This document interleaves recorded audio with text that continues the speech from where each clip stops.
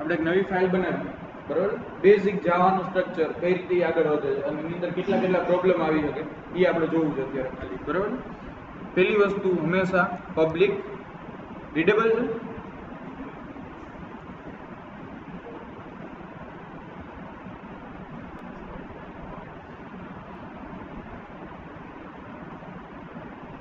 Public class, બરાબર છે, public class અને ક્લાસ નેમ તમારે જે દેવું હોય કાંઈ વાંધો નથી, બરાબર. આપણે એમ કહી માય ફર્સ્ટ,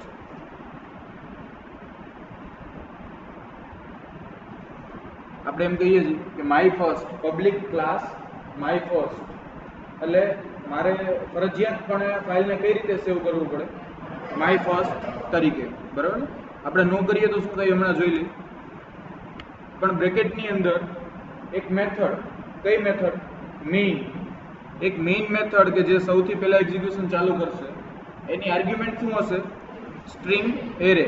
જો તમે બે રીતે આની અંદર એરે ડિફાઇન કરી શકો, એક તો સ્ટ્રિંગ અને AR પછી બ્રેકેટ કરો, કાં તો પછી સ્ટ્રિંગ પછી બ્રેકેટ કરી અને AR લખો. બે વેલિડ છે, બરાબર. આની અંદર બે વેલિડ છે, તમે આ રીતે બે રીતે કરી શકો.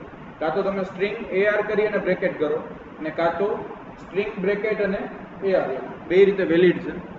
પણ આ મેથડ કેવી હશે, રિટર્ન શું કરતું હશે, વોઇડ. એ કેવી છે, સ્ટેટિક, ફરજિયાત, બરાબર. કેમ કે આપણે ડાયરેક્ટ એક્સેસ કરવી છે માય ફર્સ્ટ ડોટ મેઇન, એટલે એ હંમેશા કેવી હોવી જોઈએ, સ્ટેટિક. અને એ શું છે તો કે પબ્લિક છે.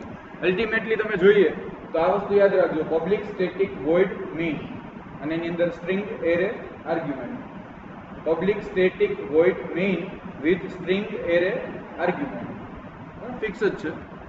એની અંદર તમારો જે એકચ્યુઅલ કોડ આવશે એ અહીંયા આવશે, જે મેઇન સ્ટાર્ટ થશે એક્ઝિક્યુશન, બરાબર.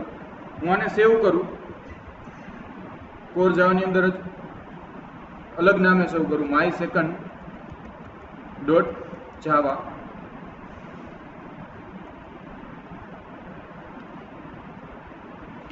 માય ફર્સ્ટ, માય સેકન્ડ તરીકે, પહેલી તરીકે,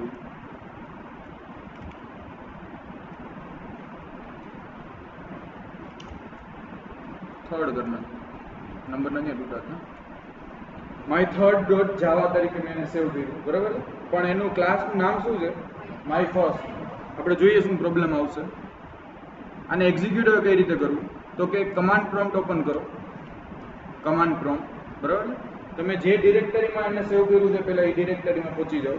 આપણા કેસમાં આપણી ડિરેક્ટરી કઈ હતી, તો કે ડીની અંદર કોર જાવાની અંદર માય થર્ડ ડોટ જાવા છે, બરાબર. એટલે આપણે ક્યાં પહોંચવું પડે, ડીની અંદર માય થર્ડ કોર જાવાની અંદર.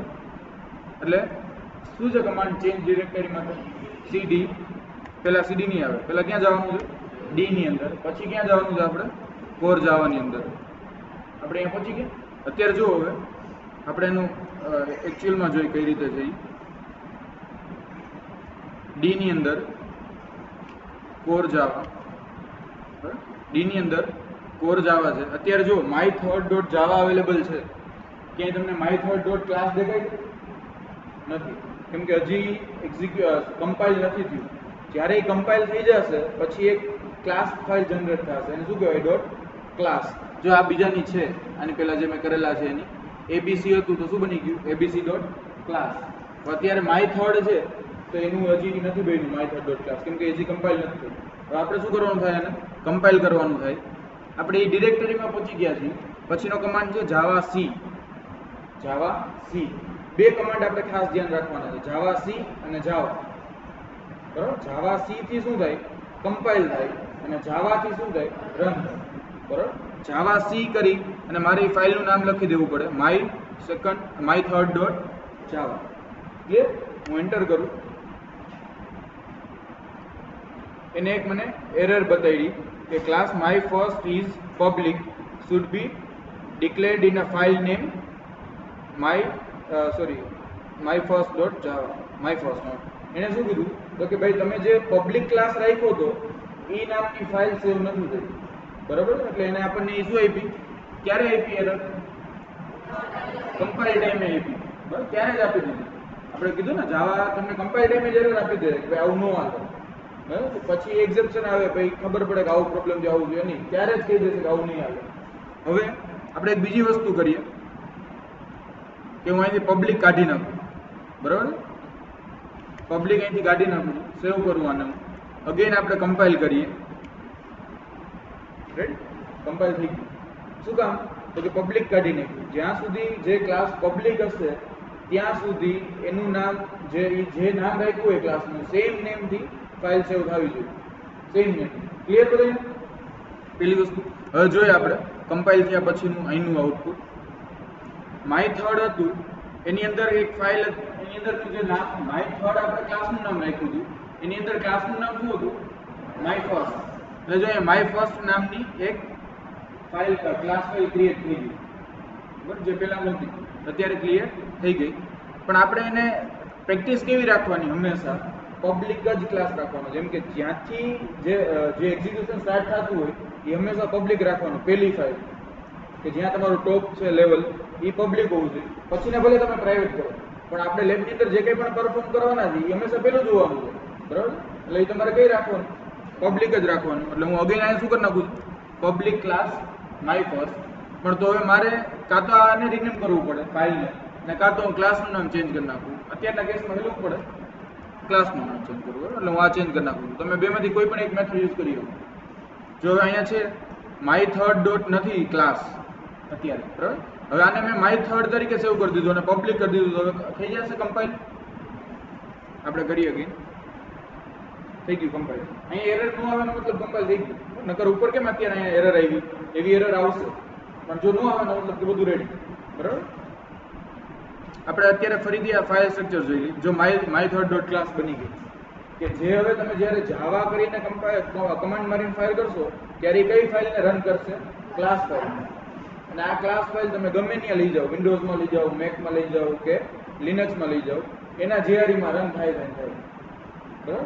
એટલે અત્યારે વિન્ડોઝમાં કેવું છે, આ જ વસ્તુ આપણે લેબની અંદર ઉબુન્ટુમાં લઈ જાય તોય હાલશે. ક્લિયર થઈ? આપણે હવે એની અંદર કંઈક બીજી વસ્તુ લખીએ અને એને રન કરીએ, બરાબર?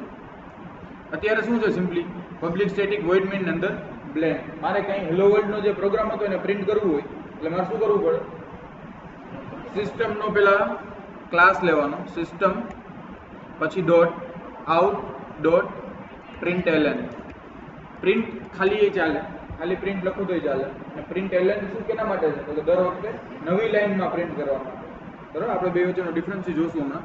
હું એ લખું છું હેલો વર્લ્ડ, જે સેમ વસ્તુ. આની અંદર પાછું ધ્યાન રાખજો, સિસ્ટમમાં એસ કેપિટલ છે, સ્ટ્રિંગમાં એસ કેપિટલ છે. હું દર વખતે નહીં બોલું, હું system dot out dot print LN જ બોલીશ. તમારે સમજી લેવાનું કયો કેપિટલ છે કયો સ્મોલ છે, બરાબર? Hello world. હું આને સેવ કરું છું. તમે જેટલી વાર ચેન્જ કરો જાવા ફાઇલની અંદર અગેન તમારે કમ્પાઇલ કરવું પડે, બરાબર? નકર શું થાય? કમ્પાઇલ થાય ત્યારે ક્લાસ ફાઇલ જનરેટ થઈ, બરાબર? અને જ્યારે તમે એને રન કરો ત્યારે રન શું થાય? Class file. એટલે જો તમે ચેન્જ કર્યા પછી કમ્પાઇલ ન કરો તો નવી ક્લાસ ફાઇલ ન બને. ક્લાસ ફાઇલ જૂની પડી અને રન કઈ વસ્તુ થાય? જૂની ને જૂની વસ્તુ, બરાબર? અત્યારે જો હું તમને બતાડું, આપણે રન કરીએ, કેમ કે હજી કમ્પાઇલ નથી કર્યું, ડાયરેક્ટ રન કરીએ તો મને આઉટપુટ શું મળશે? કાંઈ નહીં, કેમ કે શું હતું જ નહીં કંઈ, બરાબર? પૂરું થઈ ગયું, કાંઈ આઉટપુટ ન મળ્યું. કેમ કે જૂની ફાઇલની અંદર આપણે પબ્લિક સ્ટેટિક વોઇડ મેઇનની અંદર કાંઈ લખ્યું જ નહોતું. અગેન હવે હું આ જ વસ્તુને કમ્પાઇલ કરું અને પછી રન કરું. રન કરવા માટે શું આવશે? ખાલી જાવા, સી નહીં, ખાલી જાવા અને પાછળ ખાલી ક્લાસનું નામ, ડોટ જાવા કે ડોટ ક્લાસ કે કાંઈ નહીં.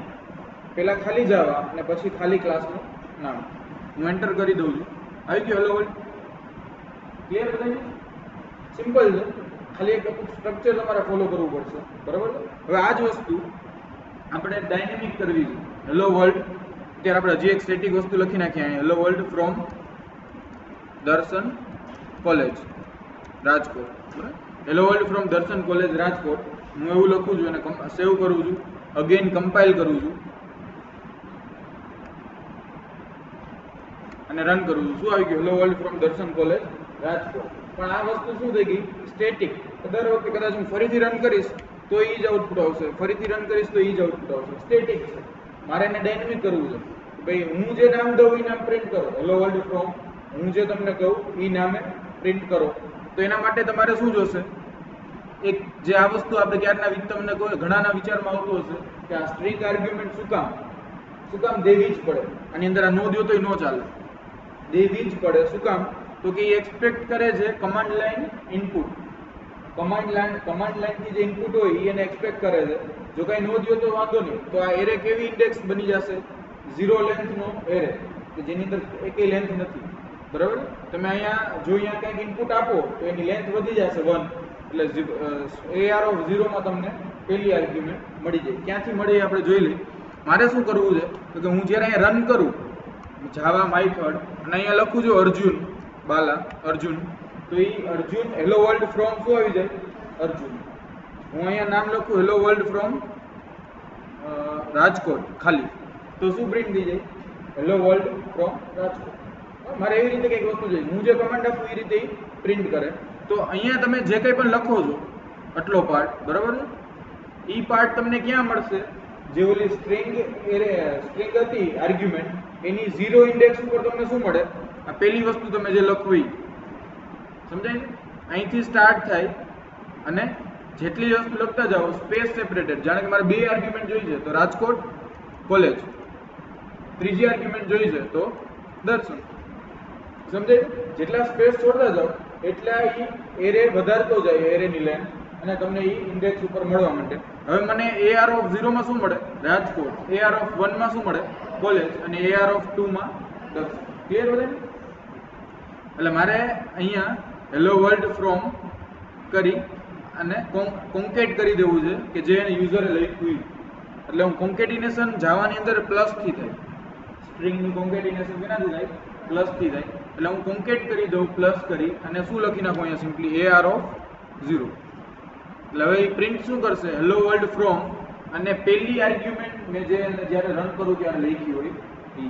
ક્લિયર બધાને? બરાબર? હું અગેન કમ્પાઇલ કરવું પડશે અગેન. હા, કેમ કે આપણે કોડમાં ચેન્જ કર્યું. બરાબર? એટલે હું એને કમ્પાઇલ કરું છું.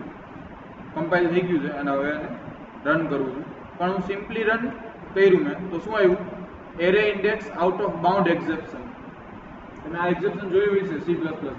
જોયું છે? Array index out of bound કે C++ માં ન આવે. તમે કોઈ પણ તમે એક ઇન્ડેક્સ એરે બનાવ્યો 10 ની લેન્થનો, 10 ની લેન્થનો એરે બનાવ્યો અને તમે 12મી કે 15મી ઇન્ડેક્સ જોવો કે અહીંયા શું પડ્યું તો શું આવે? એક્સેપ્શન આવે ને, કેમ કે એરેની લેન્થ જ 0 થી 9 સુધીની હોય. તમે 15 માં કંઈ હોય જ નહીં ને, ઓબ્વિયસ વસ્તુ છે. એના જેવી વસ્તુ થઈ ગઈ, એના જેવી વસ્તુ થઈ ગઈ. એટલે આપણે શું કરવું પડશે? કાંઈક આર્ગ્યુમેન્ટ દેવી પડશે અહીંયા. બરાબર? જેમ કે હું અહીંયા દઈ દઉં અર્જુન, તો શું આવી જશે? Hello world from Arjun. જો અહીંયા આપી દઉં દર્શન, તો શું આવી જશે? હેલો વર્લ્ડ ફ્રોમ દર્શન. હું જે કાંઈ પણ કમાન્ડ લાઈનથી ઇનપુટ દઉં છું એ અહીંયા પ્રિન્ટ કરે છે. આ જ રીતે તમે બધી વસ્તુ કરી શકો. કમાન્ડ લાઈનથી ઇન્ટીજર ઇનપુટ લ્યો અને એડિશન કરાવો, સબસ્ટ્રેક્શન કરાવો, મલ્ટિપ્લિકેશન કરાવો, ડિવિઝન કરાવો, પેલેન્ડ્રોમ છે કે નહીં ચેક કરો. બધા પ્રોગ્રામ આ રીતે તમે કમાન્ડ લાઈનથી આર્ગ્યુમેન્ટથી કરી શકો. હજી એક વધારે સોફિસ્ટિકેટેડ રસ્તો છે, સ્કેનર ક્લાસ એક આવશે કે જે તમે યુઝર પાસેથી સીમાં કેમ સ્કેનરથી સ્કેન કરાવતા એ રીતે સ્કેન કરાવી શકો. સ્કેનર નામનો એક ક્લાસ છે એનાથી. પણ અત્યારે આપણે નથી જોવું. અત્યારે આપણે બેઝિક્સથી સ્ટાર્ટ કરવું છે, એટલે કમાન્ડ લાઈન આર્ગ્યુમેન્ટ જોવાનું છે. ક્લિયર બધા?